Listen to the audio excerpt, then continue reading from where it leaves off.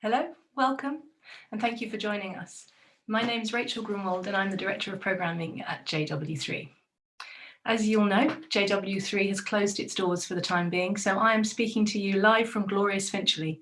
And shortly, you'll hear from Richard Ferrer, editor of the Jewish News, coming live from, as it turns out, glorious North Finchley. JW3 is not, and never has been, just a building. We deal in conversation, celebration, culture, and connections, and these are as vital now as they always have been. So we're working on a new online program, codenamed JW3 TV, to bring inspiration, education, entertainment, and comfort powered by Jewish values to the community. We're going to strive to connect you, divided as you are from one another physically, into an active virtual community. We'll try to relieve isolation, and where worlds seem to be getting smaller, we'll try and make them a little bit bigger. We know that other people are working to do this too, and it's in our DNA to work in partnership. So we've created Jewish Online, a new portal to give you one-stop access to the wonderful things others are offering, whether that's synagogue services or performances. And actually, since I spoke to you last week, many thousands of you have visited already. We're also working to use our resources to support the vulnerable and alleviate suffering. This week, we started working in partnership with Feast, cooking food in our kitchens for homeless and vulnerable people.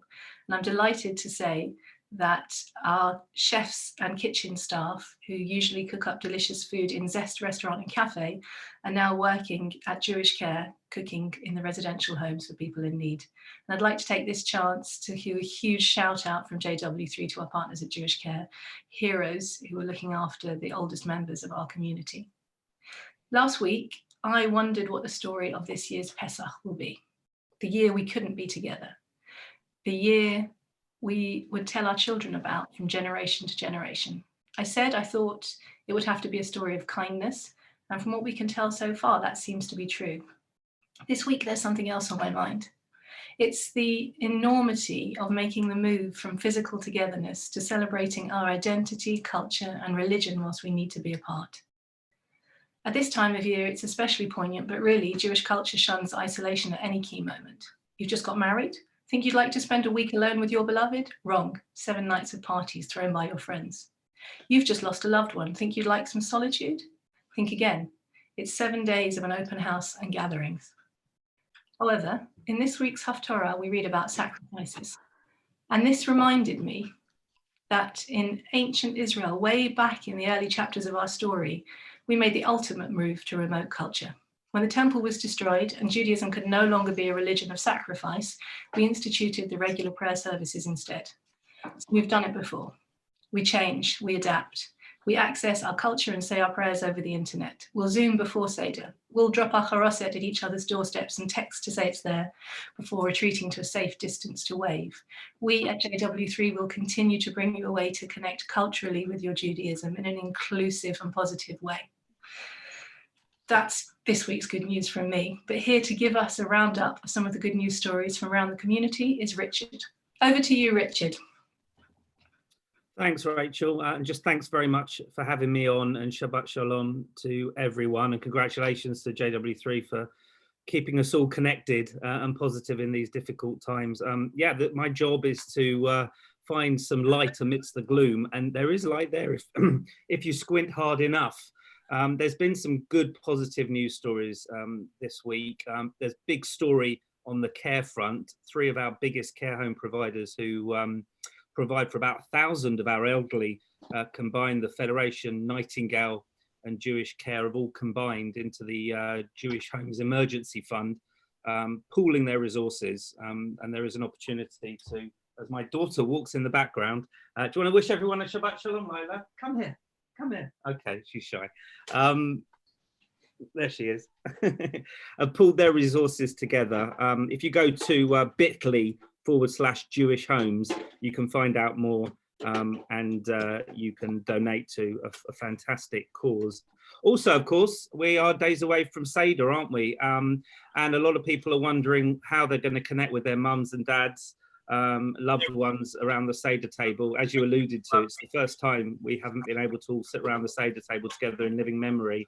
So there's all sorts of deliveries of matzah and Seders online, and the United Synagogue are doing lots of positive things in that area. And some wonderful news that just happened this week, just happened today, in fact. Deliveroo have teamed up with Chabad UK to deliver Pesach Seder kits.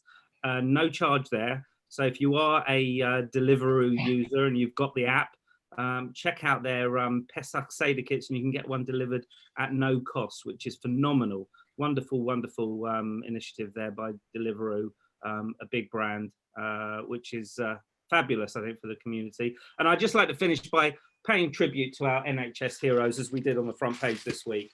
Obviously, these aren't the only amazing GPs, medics on the front line fighting this terrible battle. Of course, we wanted to include all. We couldn't, but thank you. You know, the only chance I get to go out these days is at 8 o'clock on a Thursday when I just clap.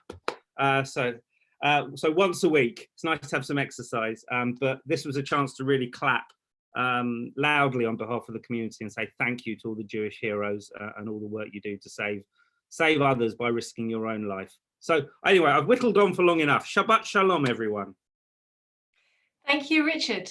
And thank everybody for watching and writing this new chapter of our story with us. Join us next week for more community good news. And in the meantime, on Sunday night, please join us for Ashley Blaker Alone at JW3, a brand new pre-Pesach special stand-up show streaming exclusively through JW3 and supported by the Jewish Chronicle. For information about all that and forthcoming events, please see our website. It's so interesting that Richard just mentioned the clapping for the NHS, because at the moment I have probably the silver lining in all this, the privilege of sitting with my children, my 6- and 8-year-old, not the 2-year-old yet, she's too young to ask.